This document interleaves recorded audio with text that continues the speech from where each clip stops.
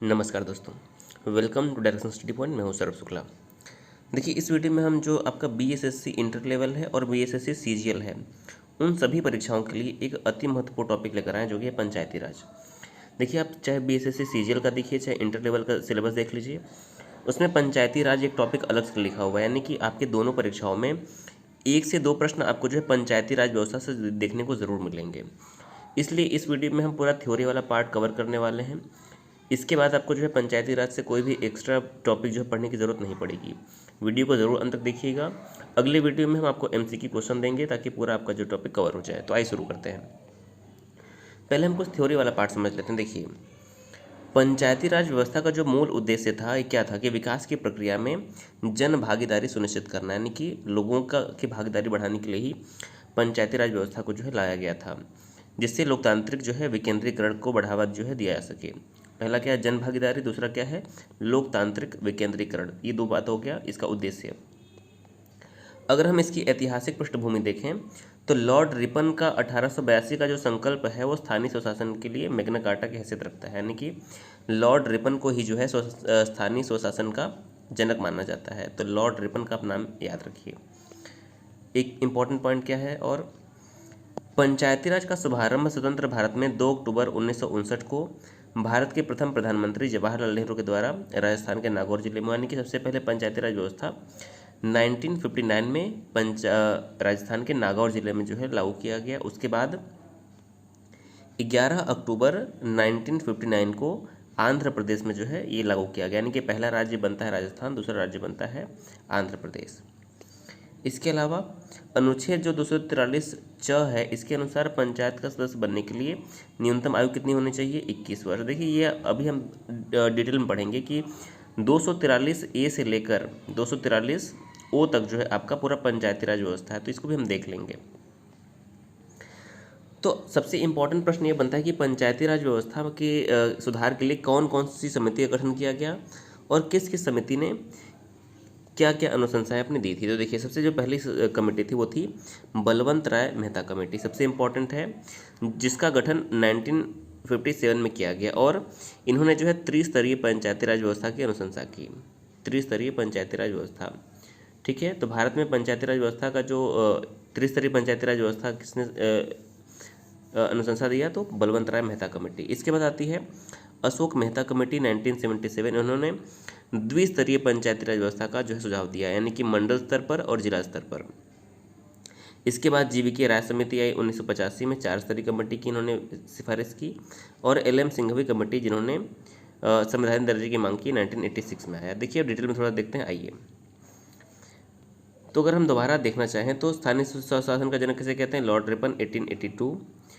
ग्राम पंचायत का गठन अनुच्छेद किस में है, अनुच्छेद 40 में। और महात्मा गांधी को जो है, महात्मा गांधी ने पंचायती राज व्यवस्था के लिए जो है काफ़ी पहले बात की थी। तो इसकी जो संकल्प कॉन्सेप्ट है महात्मा गांधी के द्वारा दिया गया, याद रखिए। My picture of the free India एक पुस्तक है, किसने लिखा है, महात्मा गांधी ने लिखा है। सामुदायिक विकास कार्यक्रम कब आता है, 1952 में आता है, के मुंशी के सुझाव पर। अब हम आते हैं हर समिति के बारे में थोड़ा सा डिटेल देखने के लिए। देखिए, पहली समिति क्या थी, बलवंत राय मेहता समिति का गठन हुआ था 1957 में, और इसकी रिपोर्ट आई थी 1958 में। इन्होंने त्रिस्तरीय पंचायती राज व्यवस्था की अनुशंसा की, और ये 3 स्तर क्या थे, ग्राम पंचायत, पंचायत समिति और जिला पंचायत या फिर जिला परिषद। सबसे पहले पंचायती राज व्यवस्था 1959 में नागौर में, उसके बाद 11 अक्टूबर 1959 को आंध्र प्रदेश में लागू किया गया। ये आपका यहाँ से सारा पॉइंट कवर हो गया। दूसरा, अशोक मेहता समिति कब आती है, 1977 में, और इसका रिपोर्ट आता है 1978 में। इन्होंने द्विस्तरीय पंचायती राज व्यवस्था की सिफारिश की। पहला मंडल पंचायत, यानी कि 15 से 20 हज़ार की आबादी पर मंडल पंचायत रहेगा, और एक रहेगा जिला परिषद। इसके बाद एक समिति आपकी आती है दांतेवाला समिति 1978 में। इन्होंने खंड स्तर पर जो है पंचायती राज व्यवस्था के नियोजन की बात कही। इसके बाद इंपॉर्टेंट क्या है, जीवीके राय समिति 1985। इन्होंने 4 स्तरीय पंचायती राज व्यवस्था की अनुशंसा की। गरीबी निवारण कार्यक्रम की समीक्षा के लिए इसका गठन किया गया था। तो देखिए, इन्होंने जिला विकास आयुक्त के पद की अनुशंसा की थी, और इन्होंने जो है पंचायती राज का समय 5 वर्ष से बढ़ाकर 8 वर्ष करने की भी सिफारिश की थी। इन्होंने 4 स्तर कौन कौन से बताए, देखिए, ग्राम पंचायत, मंडल परिषद, जिला परिषद, और इन्होंने एक जो है राज्य परिषद को भी इसमें जोड़ दिया। तो इनका कुल मिलाकर 4 स्तर वाला जो है इन्होंने अनुशंसा किया था। इसके बाद आती है आपकी LM सिंघवी कमेटी 1986 में। राजीव गांधी सरकार द्वारा पंचायतों के पुनर्जीवन नामक समिति की स्थापना की, जिसके अध्यक्ष जो है सिंघवी थे। यानी कि राजीव गांधी सरकार में एक पुनर्जीवन नामक समिति की स्थापना की गई, जिसके अध्यक्ष कौन थे? LM सिंघवी। और इन्होंने क्या कहा? इन्होंने जो है पंचायती राज संस्थाओं को संवैधानिक रूप से मान्यता दी जानी चाहिए। ये पहली बात किसने कही? तो यदि प्रश्न आ जाए कि पंचायती राज संस्थाओं को संवैधानिक मान्यता देने की अनुशंसा किसने की, तो वो हो जाएंगे LM सिंघवी। और ग्राम में न्याय पंचायत की गठन की इन्होंने जो है अनुशंसा की थी। इसके बाद आती है थोंगन समिति 1988 और रिपोर्ट आता है 1989 में। इन्होंने क्या कहा?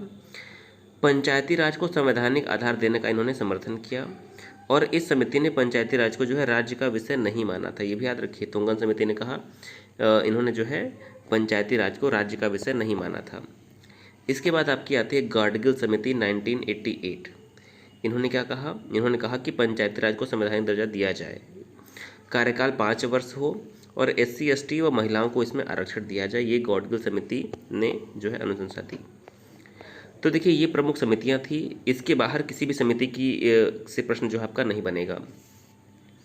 अब इम्पोर्टेंट क्या बनता है कि पंचायती राज का संवैधानिकरण जो है कब किया गया, क्योंकि अनुशंसा तो बहुत लोगों ने किया।